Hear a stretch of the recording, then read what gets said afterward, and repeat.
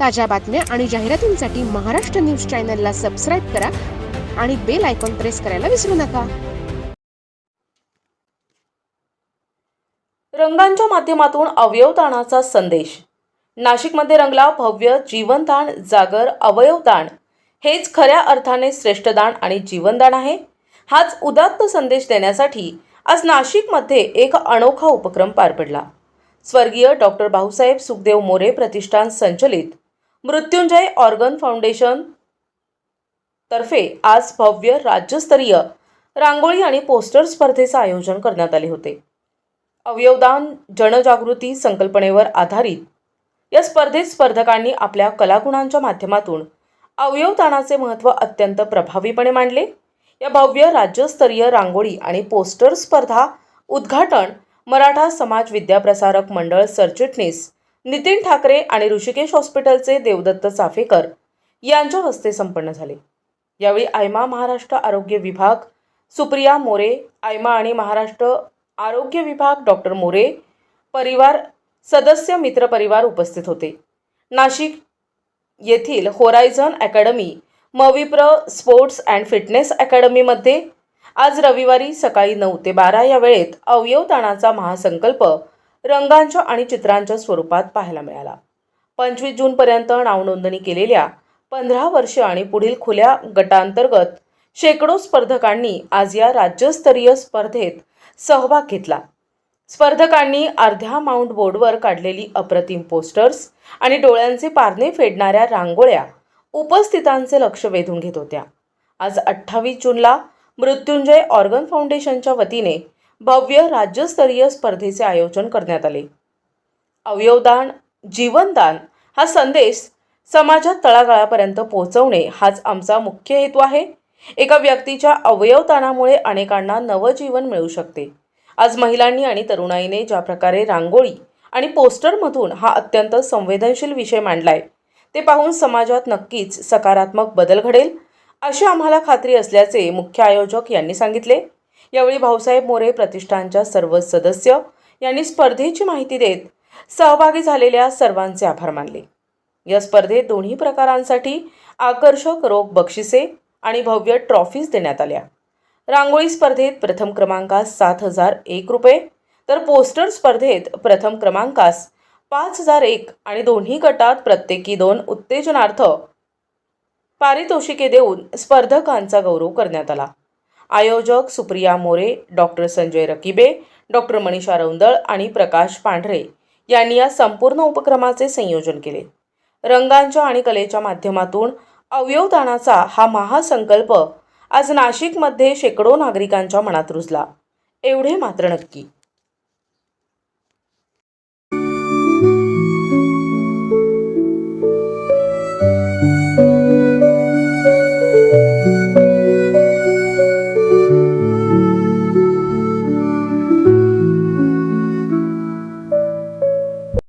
Organ donation आणि organ transplantation ह्या क्षेत्रामध्ये आपल्याला काय काय करता येईल याबद्दल आम्ही नेहमी चर्चा करायचो.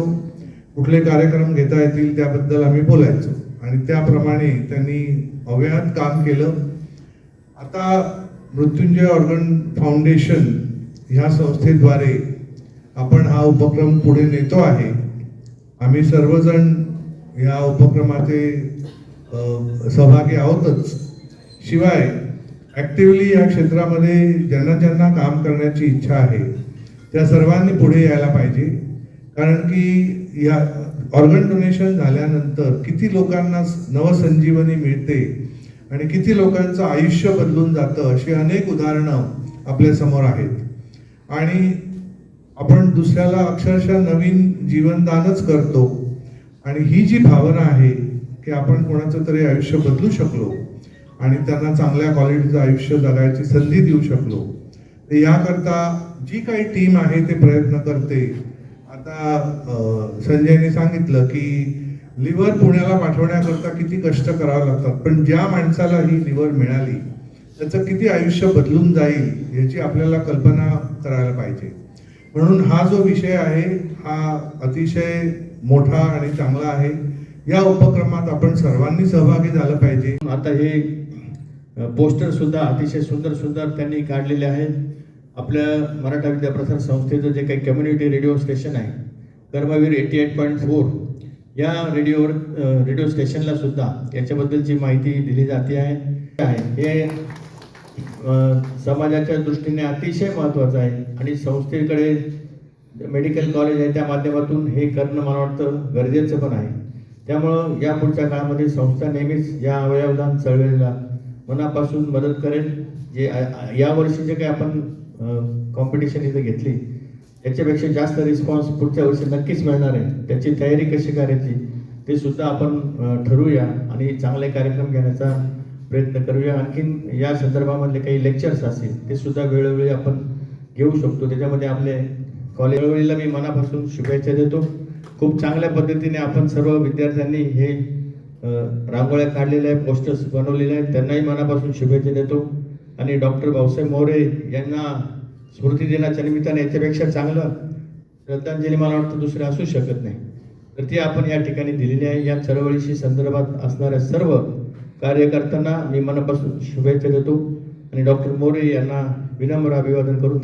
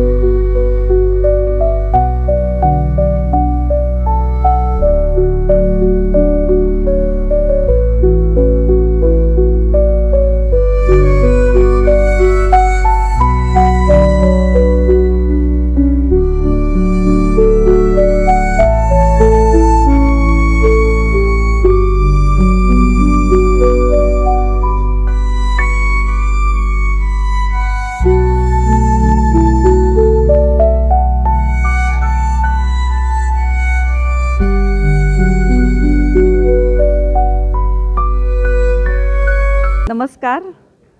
उत्तर महाराष्ट्रातील अवयवदान चळवळीचे प्रणेते स्वर्गीय डॉक्टर भाऊसाहेब सुखदेव मोरे यांची प्रथम स्मृतिदिनानिमित्त आज भव्य राज्यस्तरीय रांगोळी व पोस्टर स्पर्धेचे आयोजन करण्यात आलेले आहेत आणि सर्व राज्यभरातून मोठ्या संख्येने स्पर्धक रांगोळी कलाकार इथे आलेले आहेत.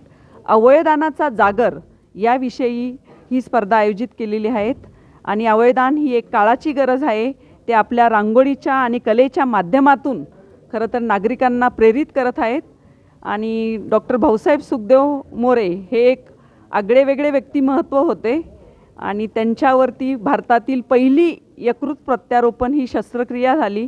मिळालेलं 23 वर्षाचं जे जीवन आहे त्यांनी पूर्ण ते अवयवदान चळवळीला वाहून घेतलं आणि स्वतः त्यांच्या मृत्यूनंतर त्यांनी देहदान केलेले आहेत. तर अशा अनोख्या ज्या अवलिया व्यक्तीला एक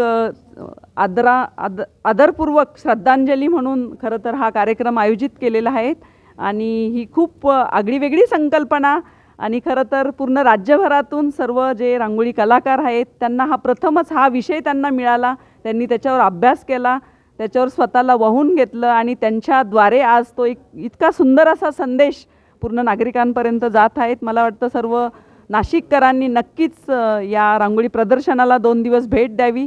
तसेच पोस्टरचे स्पर्धक देखील अगदी त्यांनी बाहेरगावचे स्पर्धकांनी कुरिअरद्वारे आम्हाला पोस्टर पाठवले.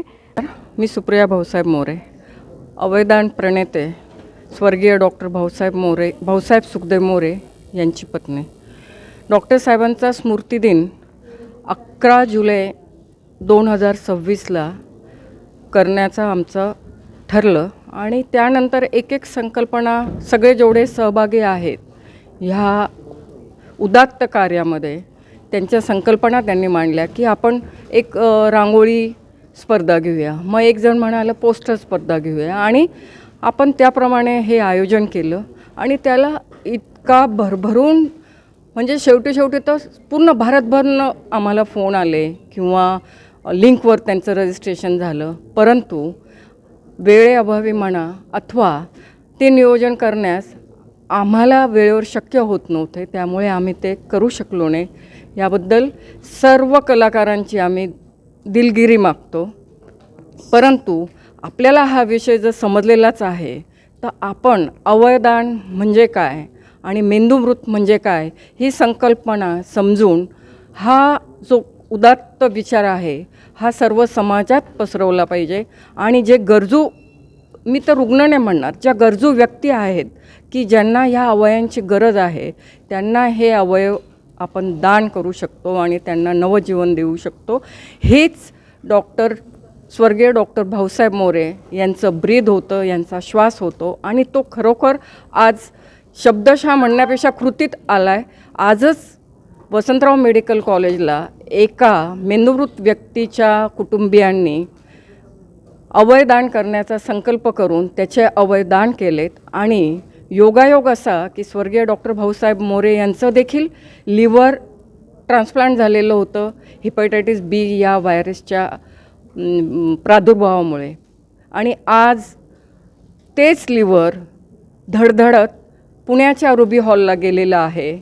तेच लिव्हर असं मी आवर्जून म्हणेल, कारण त्याचे इतर अवयव घेण्याकरता AB ग्रुपचा कोणी पेशंट उपलब्ध नव्हता, पण लिव्हर मात्र इथनं ग्रीन कॉरिडॉरनं रुबी हॉलला गेलेला आहे. अवयवदान चळवळीचे प्रणेते स्वर्गीय डॉक्टर भाऊसाहेब मोरे यांच्या प्रथम स्मृतिदिनाच्या पार्श्वभूमीवर अवयवदान या विषयाला अनुसरून आम्ही राज्यस्तरीय रांगोळी स्पर्धांचं आयोजन या ठिकाणी केलेलं आहे.